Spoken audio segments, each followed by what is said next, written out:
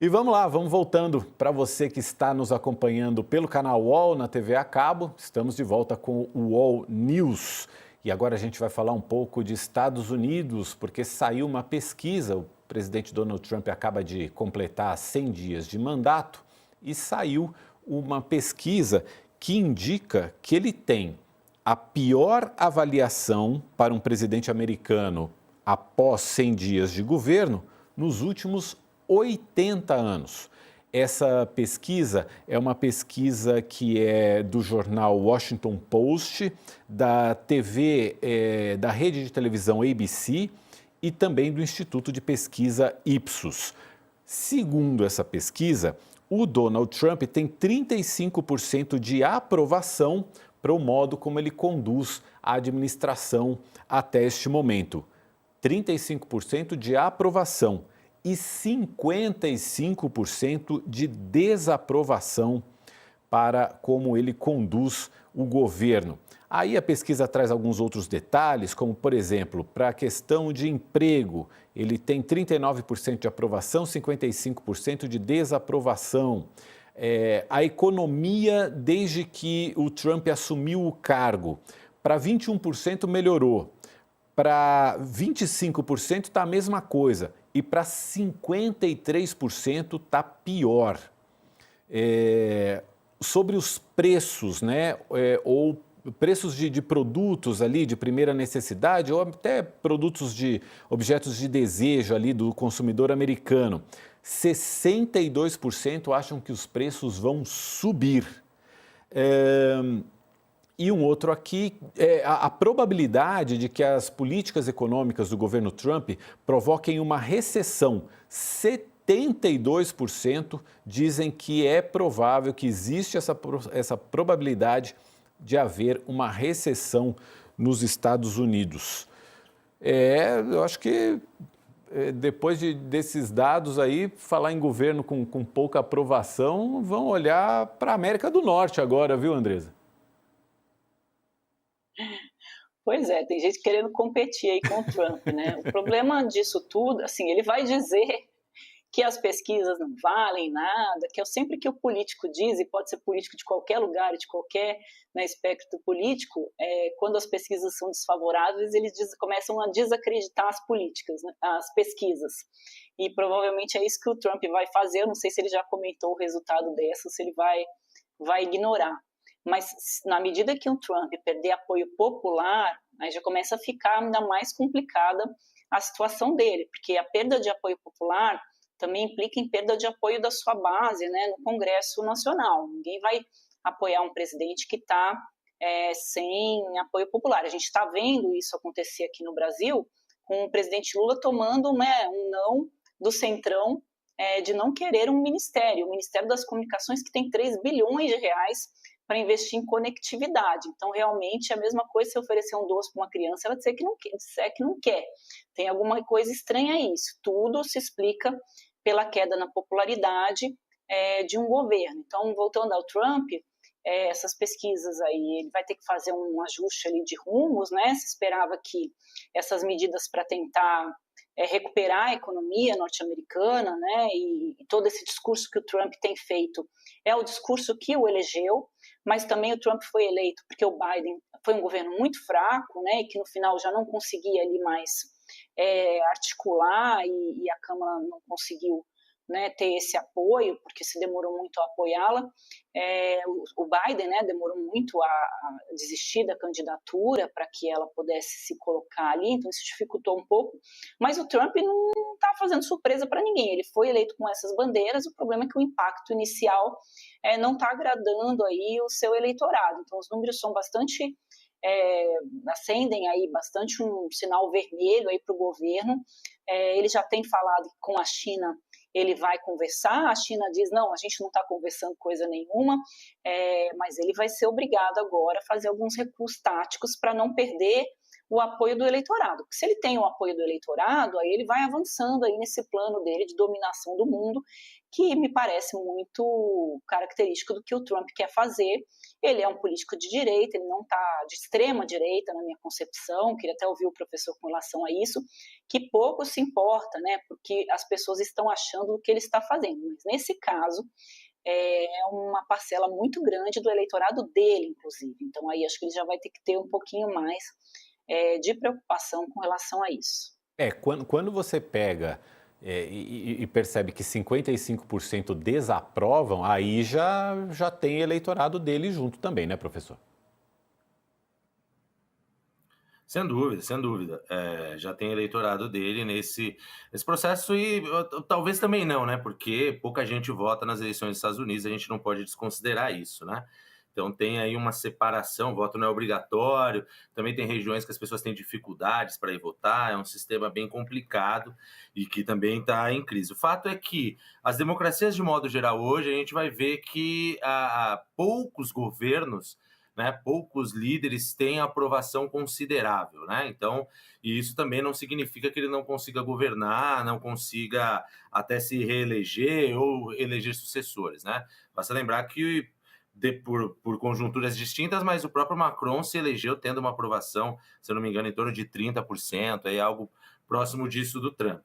O que tem de específico ali para o Trump, né, e aí concordando em muitas coisas que a Andressa falou, né, de que ele foi eleito com essa agenda, para aplicar essa agenda, né, ele tinha sido punido um pouco na derrota para o Biden por não ter aplicado tanto boa parte da agenda que ele tinha se comprometido, e agora ele está levando isso a sério demais, né? A grande questão, esse ponto que a Andressa apresenta, né, de perder a base no Congresso, né, diz respeito até porque as eleições, existem eleições intermediárias aí entre o Congresso e a da Presidência da República, então esses senadores, esses deputados têm interesses nas suas próprias agendas, nas suas próprias candidaturas, e aí sim pode haver um distanciamento, né? A minha impressão, né, e concordando com a Andressa de que é um político de extrema direita, e nesse sentido, não falo só por mim, mas por diversos autores, diversos cientistas políticos, é alguém que está tensionando a própria democracia dentro dos seus países, né, para transformar, seja para esgarçar, para excluir muitas diferenças desses grupos, né, ou para centralizar ainda mais poder. Eu acho que ele é muito mais confiante, eu não estou dizendo que essa confiança seja sinônimo de inteligência, tá? Mas ele é muito mais confiante em que a sua agenda vai dar certo, né, e muito bem articulado com certas elites econômicas do seu país, e não só do seu país, internacionais, para conduzir essa agenda econômica de uma reindustrialização, né, uma renovação ali do mercado produtivo interno dos Estados Unidos, mas também uma diminuição de poder político-econômico internacional da China, né? Então, em algum nível, eu acho que ele tende a mais a responder ao que essas oligarquias, a esses grupos vão reivindicar nos próximos meses, talvez o próximo ano, no máximo, do que propriamente a seu eleitorado, viu? Todas as reações que eu vejo do Trump nesses últimos dias não indicam que ele esteja muito preocupado, neste momento, com esse eleitorado, né? Mas, de novo, porque ele tem um calendário distinto do calendário dos congressistas. E tem uma outra questão, que nem todas as informações chegam com a mesma, digamos assim, com a mesma interpretação para todo mundo, né? Tem isso também. Os canais que os eleitores do Donald Trump acessam para obter informações não são, por exemplo, a mídia mainstream. E essa é uma pesquisa do Washington Post, por exemplo, que é mídia mainstream, ABC News, ou seja, é diferente de onde o eleitor do Trump costuma se informar. Um local onde o eleitor se informa são as redes sociais do próprio Donald Trump. E hoje o Trump publicou na rede social dele, aquela Truth Social, ele fez um post dizendo que vai haver um grande anúncio nessa semana. Que vai ser uma semana crucial para trabalhar no único grande e belo projeto de lei que conterá cortes massivos de impostos, medidas fortes de segurança nas fronteiras, avanços militares significativos, desregulamentação drástica, reformas poderosas nos gastos e muito mais. Eu fico um pouco preocupado com o muito mais, Andresa. Se tratando de Trump, tem que ficar mesmo. Mas você viu que nesse post dele aí, impressionante, né? O bilionário vai lá e monta a própria rede social dele, né? Pelo menos ali ele não vai ser expulso, né? Como ele foi ali na época do Twitter. Mas quando ele fala, né, que os congressistas que querem viajar comigo para o histórico, né? Comemoração dos meus 100 primeiros dias de governo, ele já está falando um pouco disso que a gente comentou agora, né? Eu e o professor, assim, ele precisa dessa base dele no Congresso e ele já está, quando ele coloca querem viajar comigo, não é nem ele que convidou, os caras é que querem tirar fotografia ao lado dele.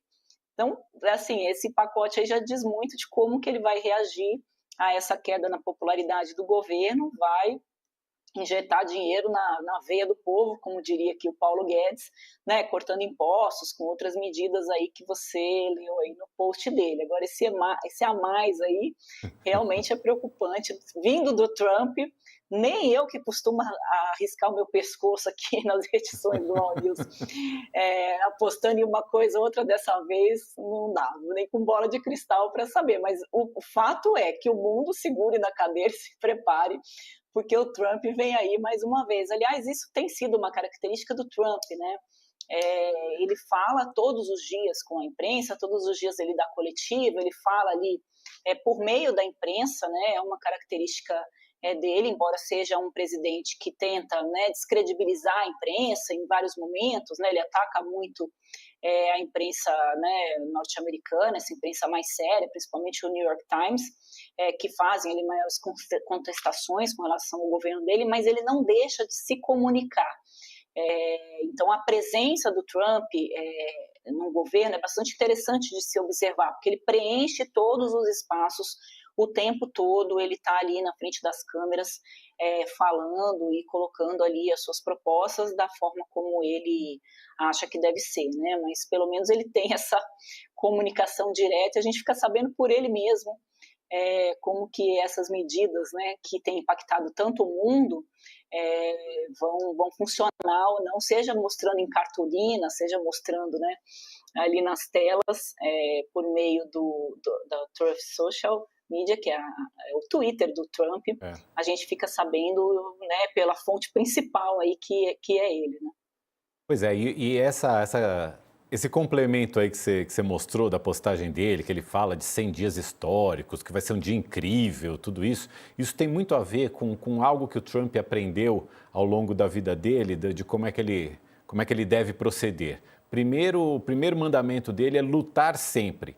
O segundo mandamento é negar qualquer fato que seja contra ele, por mais que seja um fato cristalino, comprovado, ele nega. Ele diz, não, isso é mentira, isso não existe, é mentira, você está inventando.